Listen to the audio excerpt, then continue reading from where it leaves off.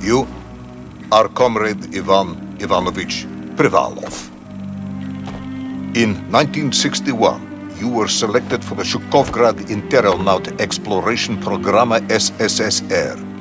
Despite failing your basic physical and being caught cheating on your entrance exams, on the morning of the 12th of April 1962, you boarded a rocket drill containing the experimental device Little Orpheus with the purpose of descending through the Earth's crust to discover the relative hollowness of the interior and its suitability for colonization. No, you've lost me, General. Did I do what? You and Little Orpheus were dropped into an extinct volcano to drill to the center of the Earth and find out if we could establish a city there. Note, if you will, that this date is over 3 years ago.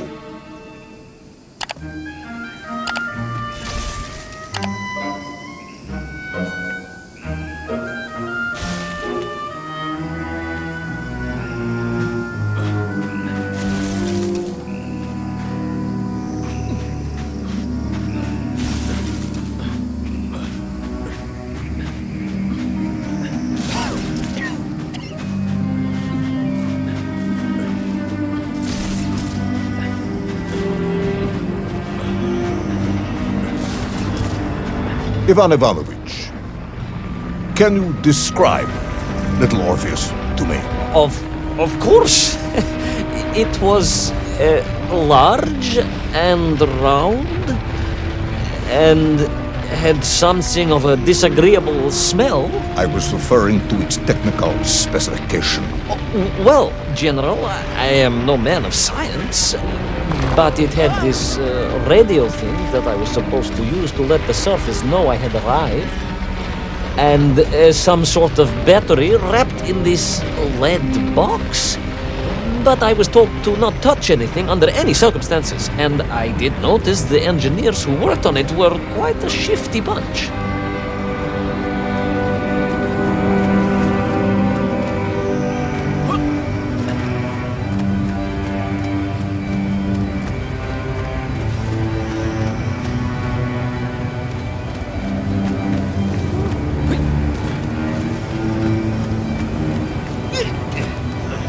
The Little Orpheus device contained a radio transmitter capable of sending a signal through miles of solid rock.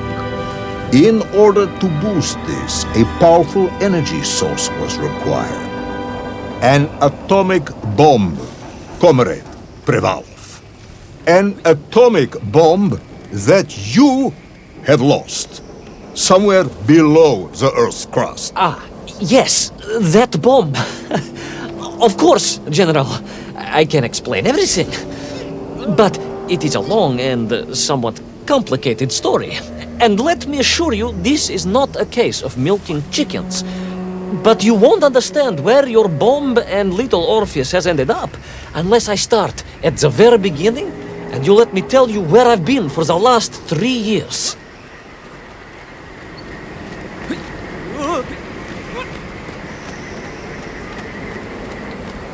From the beginning, then. But this had better be good. Good, General. It's more than good. It's extraordinary. And it began like this.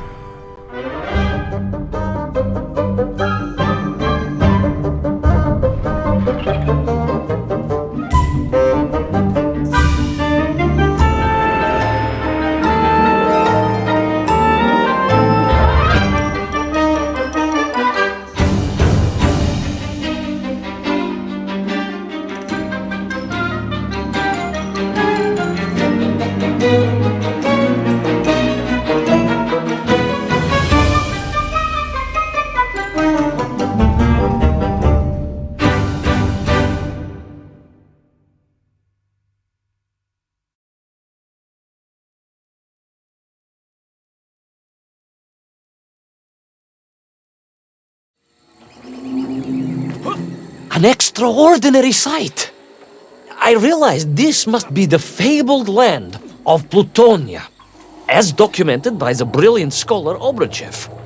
A trail of destruction carved by the rocket drill led down into the wild and mysterious jungle. The rocket drill itself must have snapped in half somewhere below Kamchatka, and little Orpheus bounced out and became lost in that prehistoric forest. If I was ever to get home, my mission was clear: to find little Orpheus.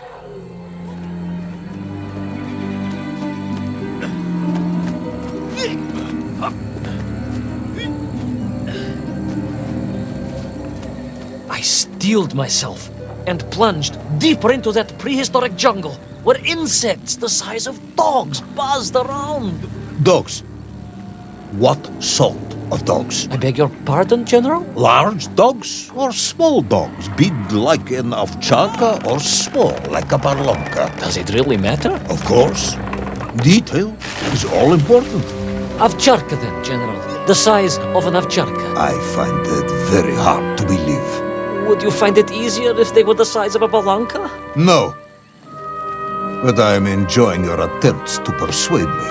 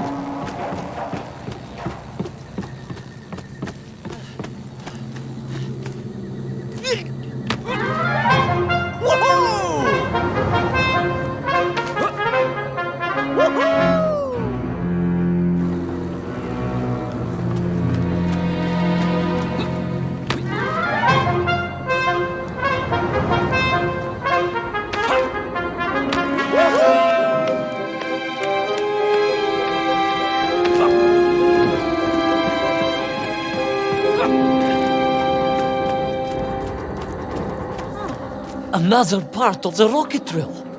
But still no sign of little Orpheus.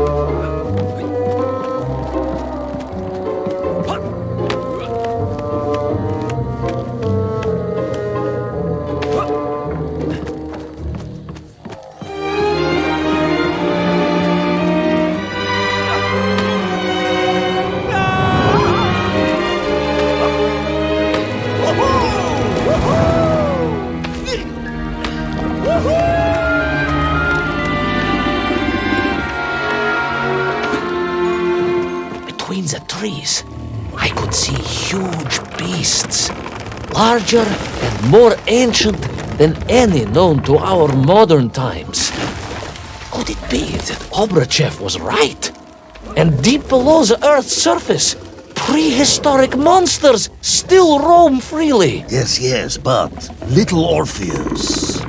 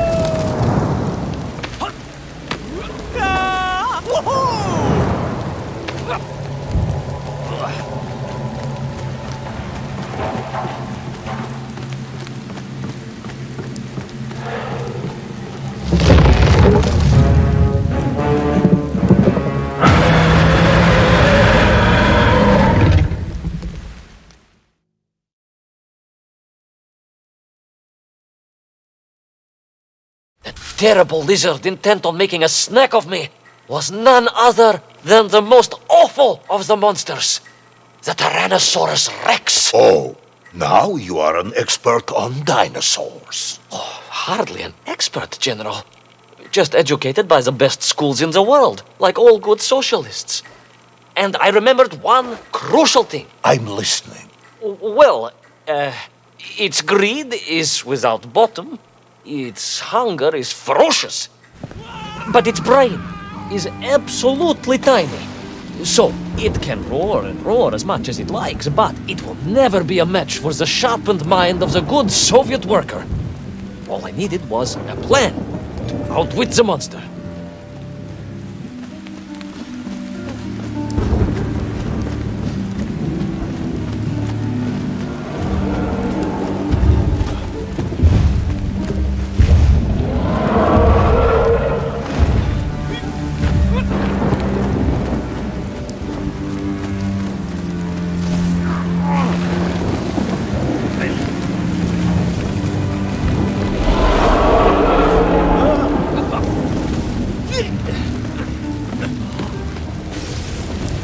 Imagine my shock and surprise to find in that clearing the last part of the rocket drill.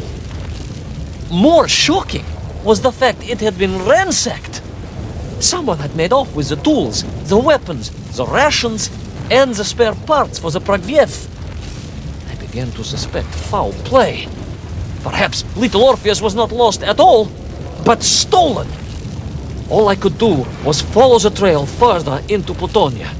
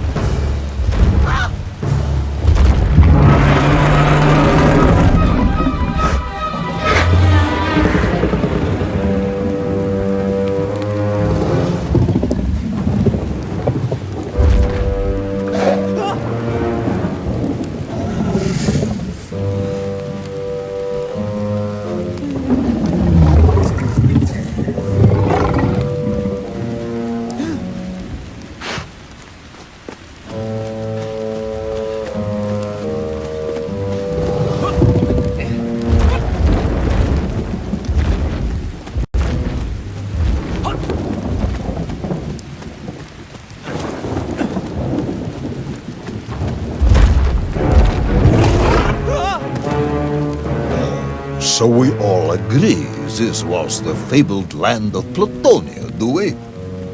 I don't remember accepting that. I will admit it might not have been Plutonia if you are prepared to accept the dinosaur. This isn't a negotiation, Ivan Ivanovich. General, you can disagree all you like, but there's very little you can do to persuade me it wasn't a dinosaur. I might not be able to persuade you, but I can always have you shot.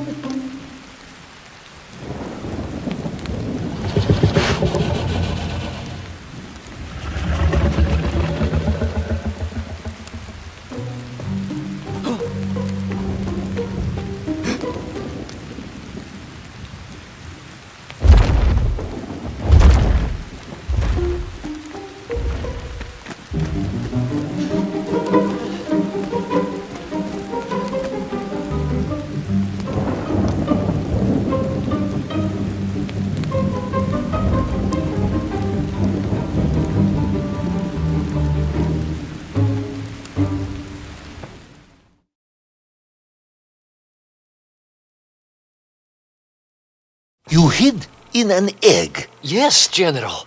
I hid in an egg. I am glad to hear your military training was not wasted. If only I had a single legion of men as brave and ingenious as you, with only 100 men equipped with eggs to hide in, we could roll across Europe in a day. General, are you mocking me? You are as sharp as you are brave, Tavarish.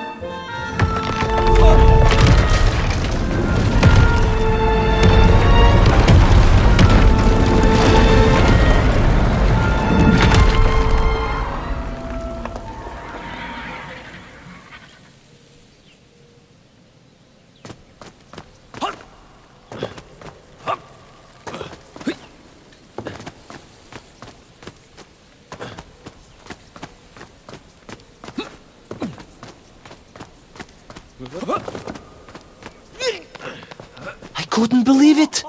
I still struggle to believe it. A whole lost city, buried in that jungle deep below the crust of the earth. Who would have thought it was possible? Who indeed? It is, of course, a shame you didn't think to record the moment for posterity and help us all to get over our disbelief. But I did, General, I did. My training was excellent, and I immediately took out my комсомолец and began to document all I could.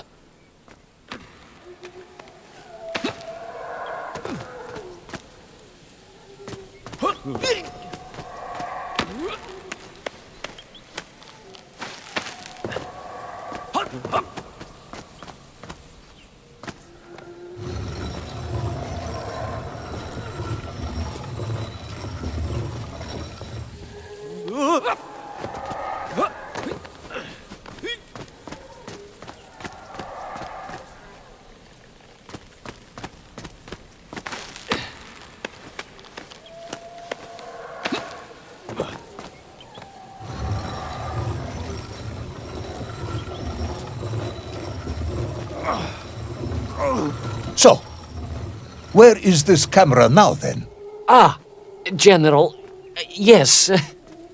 What, of course, I meant to say was my training was excellent, and I immediately reached for my camera, only to realize it must have been torn from my utility belt in the crash and lost forever in that forgotten jungle.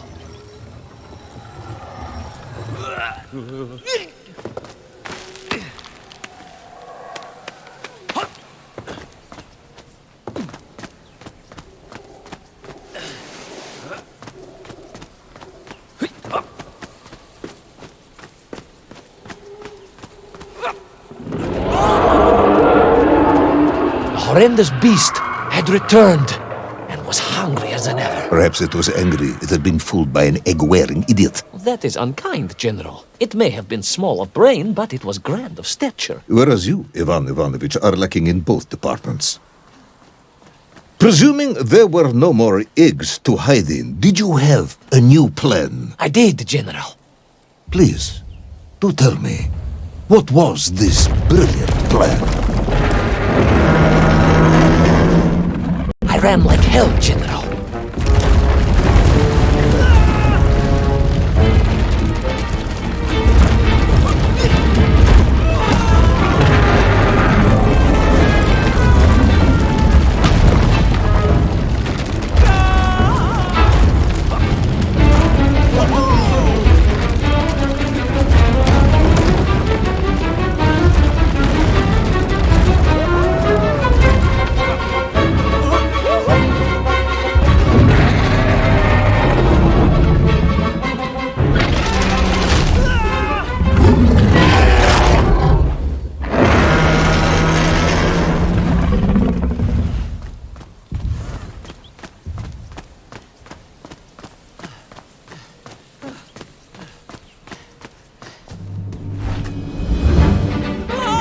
Will our intrepid yet doomed hero survive the jaws of the ferocious dinosaur?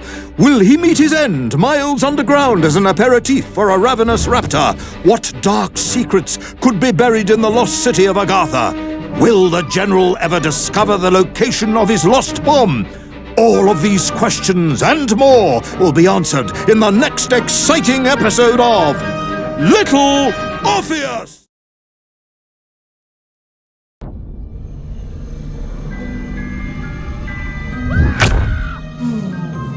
What luck! What a miracle! One moment I was rushing into the fetid tonsils of that horrible monster. The next, I was plummeting downwards to the jungle floor beyond its reach. I prayed I would land on something soft. Perhaps your head. But nothing could have prepared me for what was about to unfold. An epic saga of pride, power, and revolution. A struggle for freedom, the likes of which our world has never seen. And it happened like this.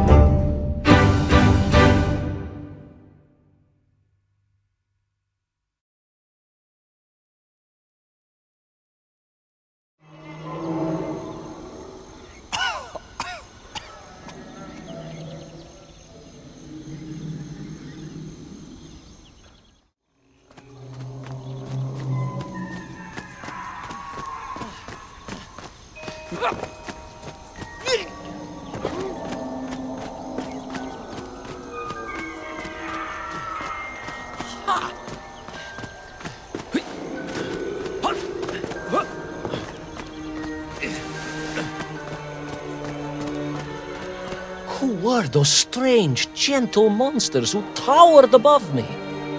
I could only guess they were the lost tribe of the Menf, an earlier race of people.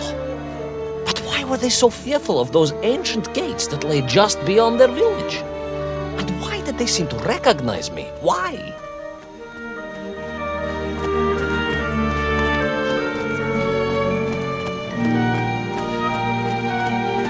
Yes, I'm also wondering why. No, a как же, General? Who was I to question such things? Trapped as I was deep underground. I was more curious, I must admit, about the location of Little Orpheus.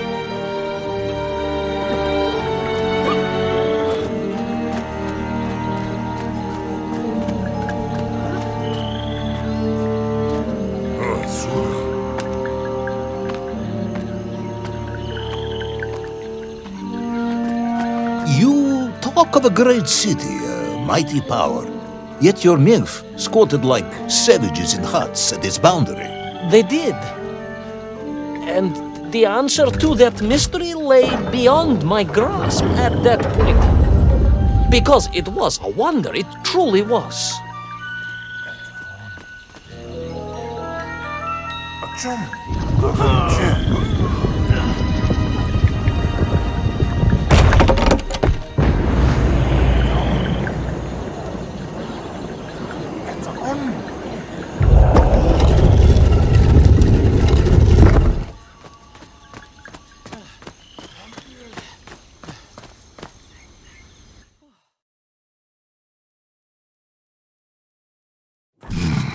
The lost city of Agartha. I hope I may one day see it myself. Oh, General, if only you could. Unfortunately, as I shall explain, should you seek Agartha now, you wouldn't find it. It has been utterly destroyed.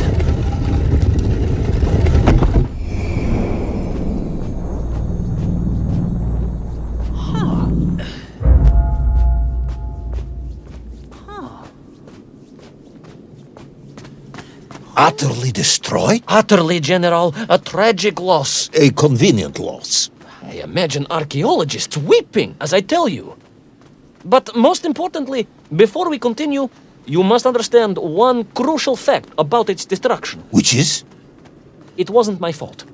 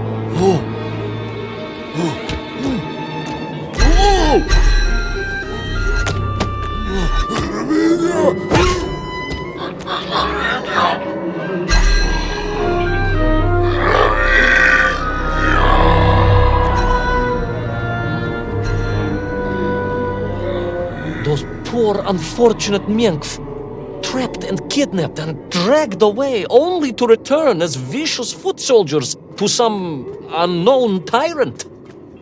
And yet, there was something familiar about the shtukovna they were forced to wear on their heads, which I was sure were being used to control and enslave them. And what was that? General, it curiously resembled the radio sets I used to tinker with as a child. Radio sets. It was very curious. It was very curious. It was extremely curious.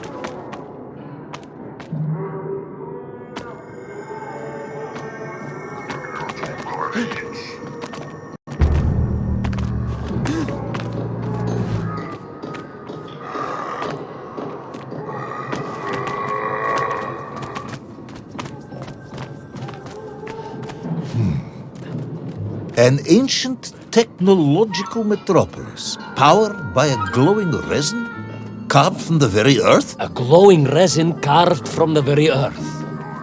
Do you see, General? I fear you are about to enlighten me.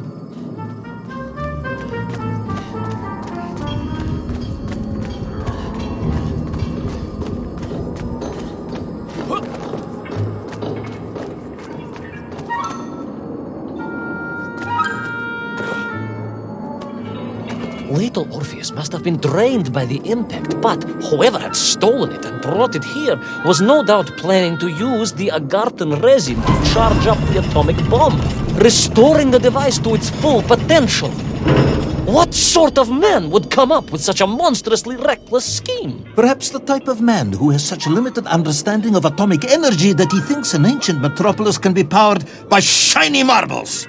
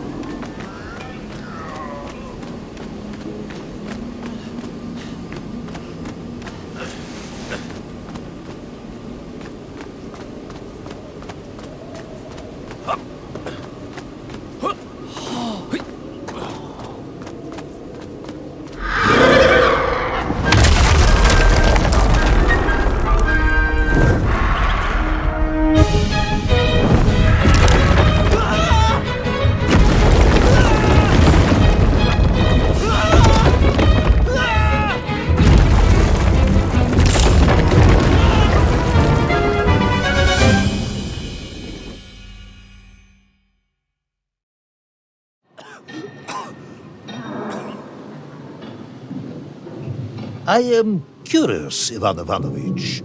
You talk and talk about this great subterranean city. Yet what you describe sounds strangely familiar.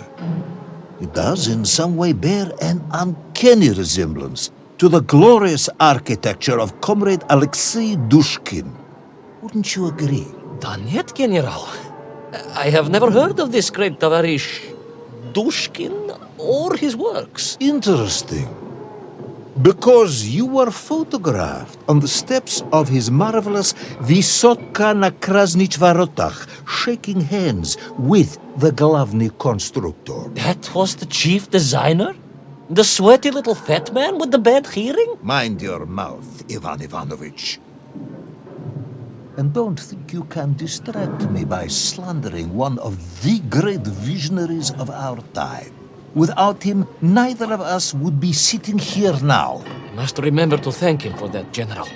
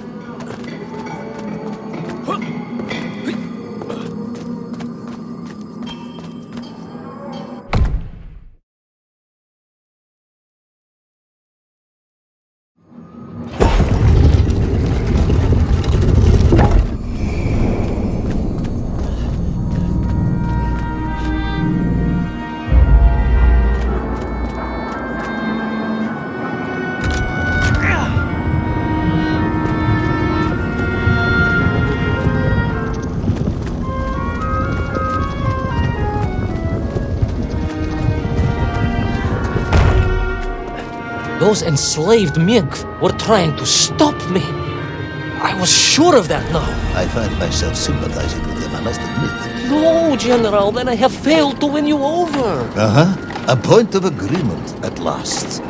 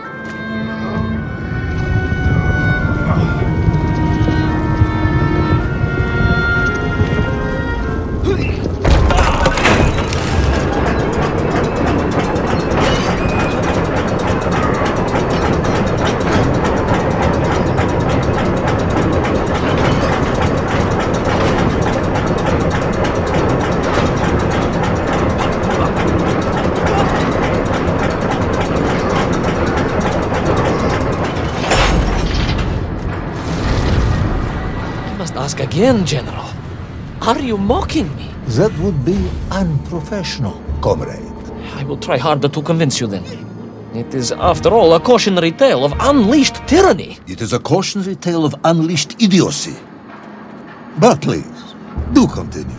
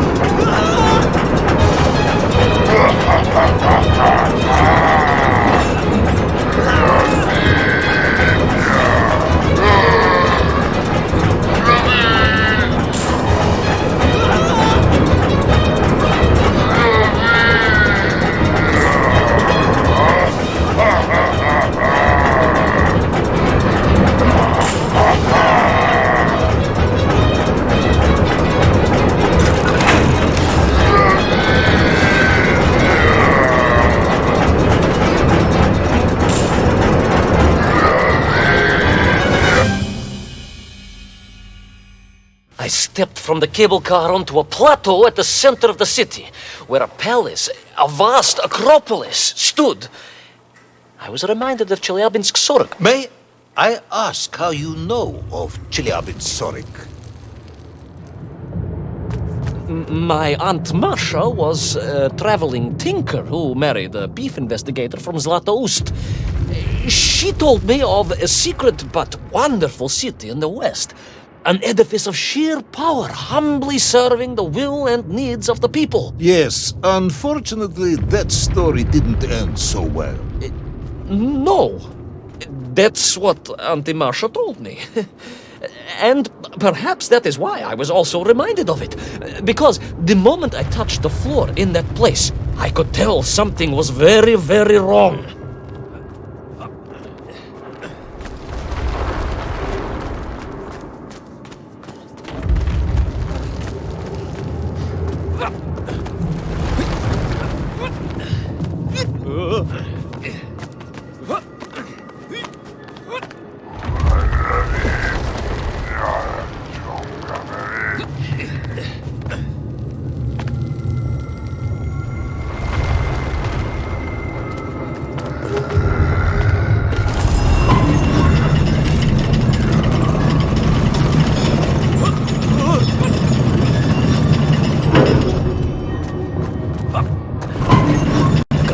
Began to shake alarmingly, and the whole city felt as if it was shuddering. I could only imagine what I would find in the heart of the vast temple. If it isn't a giant glowing marble, I'm going to be very disappointed.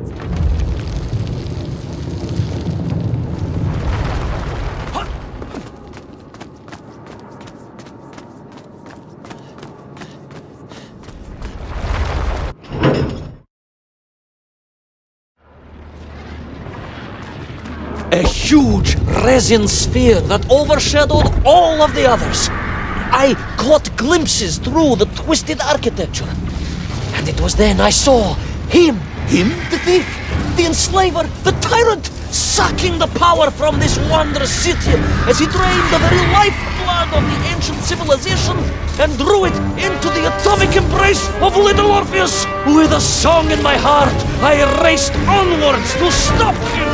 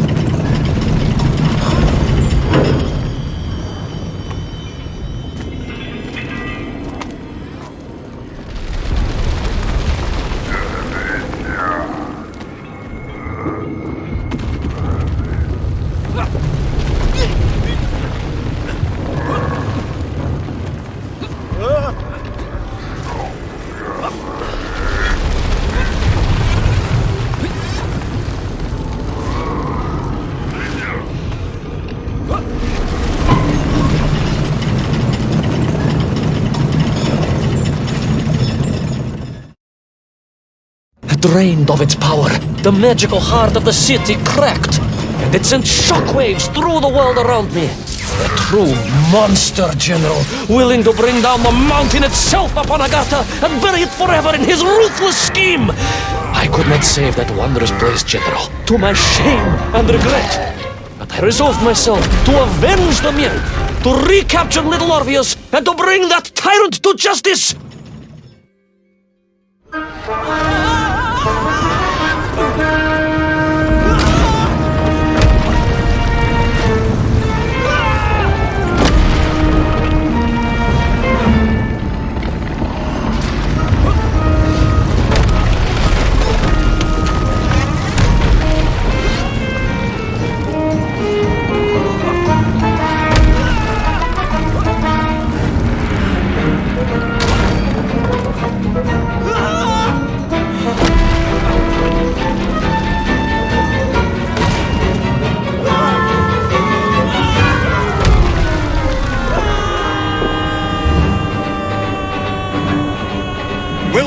Plucky yet careless hero fall forever through those unknown skies?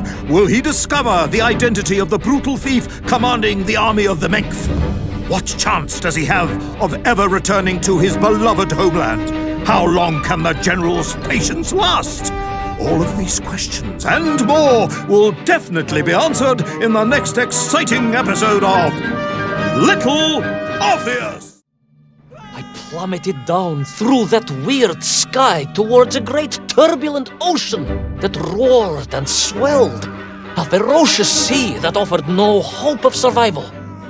I thought of home and wept, unaware that in an instant my fortunes would be changed by an event so bizarre I almost hesitate to tell you. And it happened like this.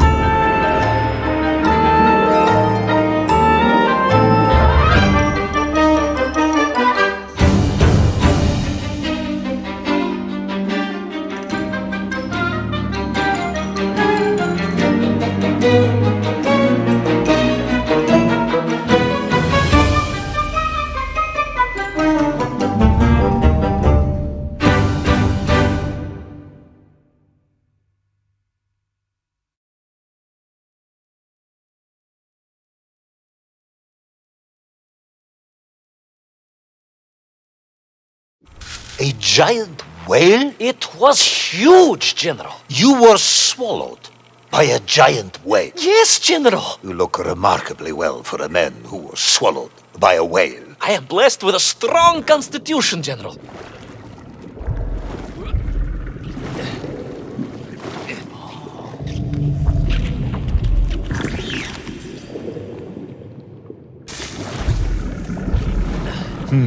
And I assume you are now going to tell me how you managed to escape from the belly of this giant whale. Naturally, General. And I must say, it really was a fascinating glimpse into the interior life of one of our world's most magnificent beasts. I consider myself a wiser man after this experience.